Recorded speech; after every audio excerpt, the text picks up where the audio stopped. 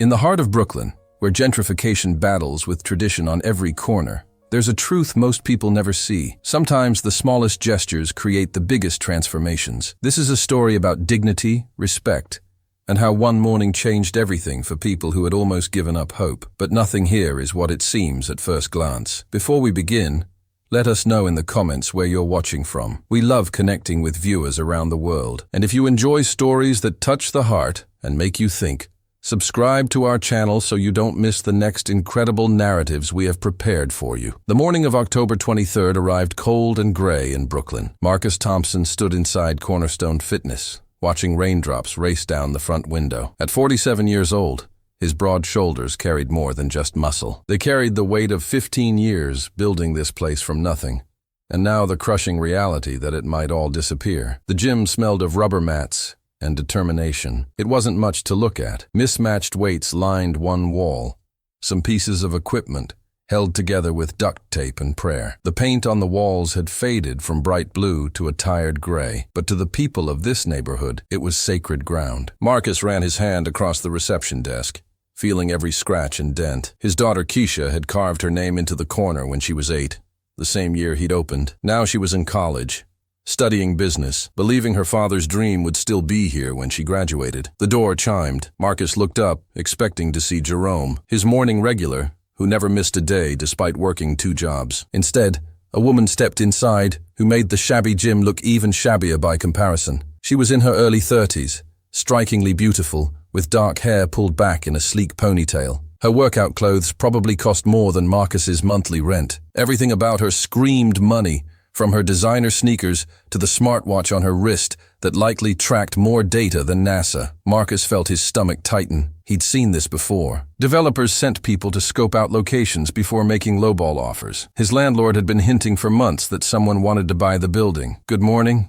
Marcus said, forcing warmth into his voice. "First time here?" The woman studied the gym with an expression he couldn't read. Her eyes moved across the equipment, the cracked mirror, the water stain on the ceiling from last winter's leak. "Yes," she said quietly. "I was driving by and saw you were open. Day pass is $20, Marcus said, "but I can offer you a free trial if you'd like to look around first." She shook her head. $20 is fine. As she pulled out her wallet, Marcus noticed her hands. Perfectly manicured nails, but there were faint calluses on her palms, old ones. This woman knew what real work felt like, even if that was probably years behind her now. "There's a changing room in the back," Marcus gestured. "Towels are by the water fountain. If you need anything, I'll be at the desk." "Thank you," she said, meeting his eyes directly. Something in her gaze made Marcus pause. It wasn't judgment he saw there. It was something else entirely. The woman changed quickly and began her workout. Marcus tried not to watch, but he couldn't help noticing her form. She knew exactly what she was doing.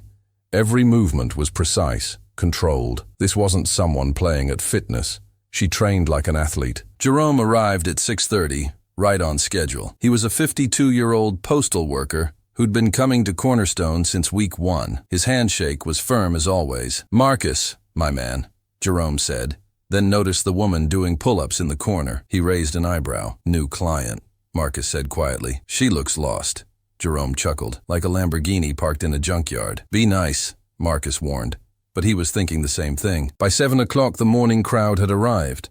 There were 12 regulars who came before work. Teachers, nurses, construction workers, a single mother who cleaned offices at night. They couldn't afford fancy gyms with juice bars and spa services, but here they had something money couldn't buy, a community that gave a damn. The woman finished her workout and approached the desk. Sweat dampened her hairline, and she was breathing hard. A genuine workout, Marcus noted, not the casual stroll on a treadmill he'd expected. "Could I buy a water?" she asked. "Water's free here," Marcus said, pointing to the fountain. "Help yourself." She looked surprised. "Thank you." As she filled her bottle, Marcus watched her take in the gym's community board. Photos covered every inch. Kids from the neighborhood youth program he ran on weekends. Before and after pictures of members who'd transformed their lives. News clippings about local events they'd sponsored. Birthday cards from members who'd become family. The woman stared at one photo in particular. It showed Marcus with his arm around a skinny teenager, both grinning at the camera. That was Deshaun, who'd been headed down a bad path until Marcus gave him a job cleaning the gym and taught him discipline through training. Now Deshaun was in the army, sending postcards from Germany. "This is beautiful," the woman said softly. "This community you've built." Marcus felt defensive. "It's just a gym." "No." She turned to face him. "It's much more than that. I can see it." Something in her voice made Marcus's throat tighten. He cleared it roughly. "Yeah, well, might not be here much longer anyway." The words slipped out before he could stop them. He cursed himself silently. "What do you mean?" Her eyes sharpened with interest. Marcus shrugged, trying to seem casual. "Landlord's selling. Rent's going up 40% next month. I can't make those numbers work." The woman was quiet for a long moment. "How much do you need to buy the building?" Marcus laughed bitterly. "Lady, we're talking 7 figures. This whole block is being targeted by developers. I've got about 60,000 in savings, and that won't even cover a down payment." "What if someone wanted to invest?" she asked. "In the business itself?" Marcus felt his defenses rise. He'd had this conversation before with people who wanted to turn Cornerstone into another corporate franchise, strip away everything that made it special, and turn it into a money machine. "Not interested in investors who want to change what we do here," he said firmly. "This gym serves this community. That's not negotiable." "What if the investor didn't want to change anything?" she pressed. "What if they believed in exactly what you're doing? Then they'd be the first," Marcus said. He tried to soften his tone. "Look, I appreciate the thought, but I've learned that people with money always want control. And this place needs to stay true to what it is." The woman nodded slowly. She reached into her bag and pulled out a business card, setting it on the desk. "My name is Alexandra Sutton," she said. "I'd like to help, if you'll let me. No strings attached. Just think about it." Marcus glanced at the card. It was simple, expensive cardstock, with just a name, number, and email. No company logo.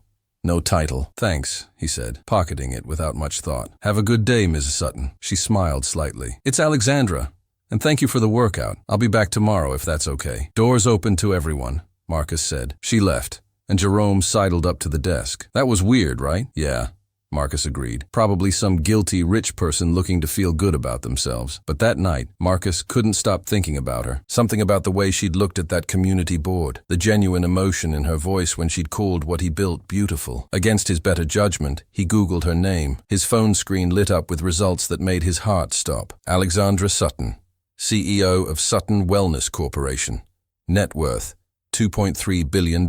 One of the youngest self-made female billionaires in America. The articles painted a picture of a woman who'd built a fitness empire from scratch. But there was more. Marcus kept reading, clicking through interviews and profiles. Alexandra had grown up in poverty in Detroit. Her father had died when she was 12, and her mother worked 3 jobs to keep them housed and fed. A local gym owner had let young Alexandra train for free, teaching her about fitness and discipline. That gym became her sanctuary, the place that kept her off the streets and gave her purpose. She'd earned a scholarship to Michigan State, studying business. After graduation, she'd opened her first gym with money saved from working multiple jobs, then a second, then 10 more. Then she'd created a supplement line, workout apps, and online training programs. Within 15 years, she'd built an empire. But according to every interview Marcus read, she'd never forgotten where she came from. She'd tried to find that gym owner who'd helped her, wanting to thank him and pay him back. She discovered he'd died 5 years earlier, and his gym had closed shortly after, bulldozed to make room for luxury condos. In one interview from 6 months ago, Alexandra had said, "I owe everything to a man who saw potential in a scared kid and asked for nothing in return. I'm still looking for ways to honor his memory. The best gyms aren't about equipment or amenities. They're about people who care." Marcus set down his phone, his hands shaking slightly. The next morning, Alexandra returned at 6 o'clock sharp. She was dressed in the same expensive workout clothes, but her demeanor was different, less guarded. She smiled when she saw Marcus. "Morning," she said. "Is that offer of a free trial still available?" Marcus studied her face. "You don't need a free trial. You can afford this gym 1,000 times over." Alexandra's smile faded. "You looked me up. Seemed like a good idea," Marcus said. "Given that a billionaire was offering to invest in my struggling business, I meant what I said," Alexandra said quietly. "No strings attached. I want to help." "Why?" Marcus asked. "You don't know me.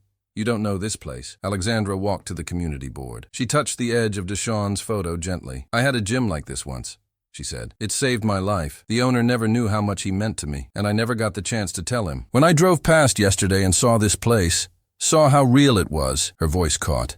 "I don't want to see another one disappear." Marcus felt something shift in his chest. "So this is charity?" "No." Alexandra turned to face him, and her eyes were fierce. "This is investment. You've built something that matters. You're changing lives. That has value beyond money. but it also needs money to survive. Let me be the investor that you need, the one who believes in exactly what you're doing. What would you want in return? Marcus asked carefully. Nothing, Alexandra said. Keep full ownership. Keep complete control. I'll buy the building. Keep your rent exactly where it is now. All I ask is that you keep doing what you're doing. Keep changing lives. Keep being what this neighborhood needs. Marcus felt tears threaten. He blinked them back. Why would you do that? Because someone did it for me once, Alexandra said simply, and I never got to say thank you. Let me say it now. Through you, through this place. Marcus was quiet for a long moment. Every instinct told him this was too good to be true. But when he looked at Alexandra, he didn't see pity or ego. He saw someone who understood exactly what Cornerstone meant because she'd lived it herself. There has to be something, Marcus said. Some condition. Alexandra smiled. Okay, one condition. Teach me how you built this community. I want to learn how to create spaces like this. Real spaces, not corporate gyms.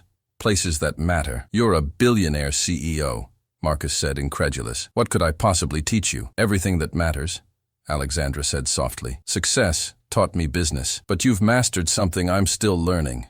How to build a home. Marcus extended his hand. Deal. They shook, and Marcus felt 15 years of weight lift from his shoulders, but the story didn't end there. Over the following months, Alexandra became a regular at Cornerstone. She worked out every morning at 6, joking with Jerome, encouraging the teachers and nurses, spotting for the construction workers. She never mentioned her wealth or status. To the members, she was just Alex, another person trying to get stronger. Marcus taught her about community building, how to remember everyone's name, how to celebrate small victories, how to create space where people felt safe to struggle and grow, how to be present, really present, for people who needed someone to believe in them. In return, Alexandra helped Marcus think bigger. She introduced him to non-profit structures that could help him expand his youth programs. She connected him with grants he didn't know existed. She taught him how to build sustainability without losing authenticity. 6 months after their first meeting, Marcus stood in front of Cornerstone with Alexandra at his side. The building was being renovated, but carefully.